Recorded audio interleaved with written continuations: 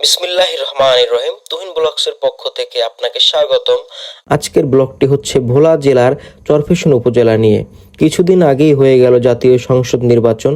সেই নির্বাচনের সময় গিয়েছিলাম চরফ্যাশনে ঘুরতে, বেড়াতে, ধানের শীষের পক্ষে ভোট চাইতে। তখন গিয়েই এই ব্লগটি তৈরি করা। তো ভোলা জেলার চরফ্যাশন উপজেলায় রয়েছে 21টি ইউনিয়ন, আর এই ইউনিয়নগুলো হচ্ছে অনেক বড়। বিশেষ করে এখানে এই উপজেলায় রয়েছে সবচেয়ে দৃষ্টিনন্দন টাওয়ার, যেটা ছিল অতীতে জ্যাকব টাওয়ার নামে, বর্তমানে এখন এটিকে চরফ্যাশন টাওয়ার নাম দেওয়া হয়েছে, কিন্তু স্থানীয় জনগণের দাবি হচ্ছে এটাকে নয়ন টাওয়ার নামে প্রতিষ্ঠিত করা। আমি এই বছর ফেব্রুয়ারি মাসে গিয়েছিলাম জ্যাকব টাওয়ার ঘুরতে।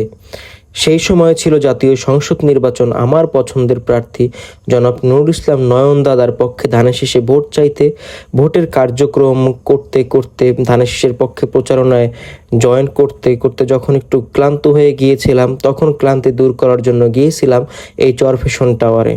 সুউচ্চ এই টাওয়ারটি আসলেই দর্শনীয়। এখানে আপনি গেলে দেখতে পারবেন ভোলা শহরে, বিশেষ করে চরফ্যাশন উপজেলার আশেপাশে যত প্রতিষ্ঠানগুলো আছে, সুন্দর নিদর্শনগুলো আছে, সবগুলোই দেখতে পারবেন। জীবনে যতগুলো উপজেলা শহর ঘুরেছি তার ভিতরে ভোলা চরফ্যাশন উপজেলা শহরটা ছিল একেবারেই আলাদা, বেস্ট একটি উপজেলা শহর। আমি হাত নাড়ছিলাম আর সোহেলের কাছে জানতে চাচ্ছিলাম, সোহেল তোমাদের শহরে আর কি কি আছে? তারপরেও এক এক করে বলতেছিল, ভাইয়া আপনি মনপুরাতে গেলে চরকুকির মুখরি দেখতে পারবেন, মনপুরা যাইতে পারেন, মনপুরা গেলে মনপুরা ঘুরতে পারবেন, সেখানে থাকা খাওয়ার ব্যবস্থা আছে। টাওয়ার থেকে নামার সময় টাওয়ারটা একটা ভিডিও করে নিলাম। বাপ রে বাপ, এত বড় টাওয়ার ক্যামেরায় নিচ্ছে না, এত বড় টাওয়ার ছিল। ওঠার সময় ভিডিও করতে মন ছিল না, নামার সময় ঠিকই টাওয়ারটাকে ধারণ করে নিলাম ক্যামেরাতে। এরপরে আস্তে আস্তে করে সিঁড়ি থেকে নামলাম। সামনে মসজিদটা এত সুন্দর ছিল, মসজিদ দেখলে আপনার নামাজ পড়তে ইচ্ছে করবে, এত সুন্দর একটি মসজিদ। এরপরে আমরা লিফট থেকে নামতেছিলাম, তখন পুরো শহরটাকে উপভোগ করতেছিলাম। বিশেষ করে এই লিফটের অপর সাইডে একটা গ্রাউন্ড আছে, গ্রাউন্ডের ভিতরে একটা পুকুর আছে। পুকুরটা দেখতে আমাদের বরিশাল সদর রোডের বিবির পুকুরের মতো অনেক সুন্দর, অনেক সুন্দর। রাতে আরও বেশি সুন্দর লাগে, যখন রাতে ফোয়ারাটা অন করা হয়, আলোকসজ্জা দেওয়া হয়, তখন আরও বেশি সুন্দর লাগে। এখান থেকেই শহরটাকে পুরো দেখা যাচ্ছে।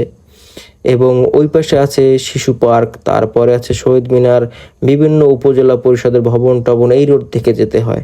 আমরা ঘুরলাম, সাথে ছিল বন্ধু আরিফ, সোহেল। ওরা খুব এনজয় করলো। সোহেল বলল, ভাই আপনাদের ঘুরাতে পেরে ভালো লাগলো। আরিফ বলল, বেড়াতে এসে ভালো লাগলো।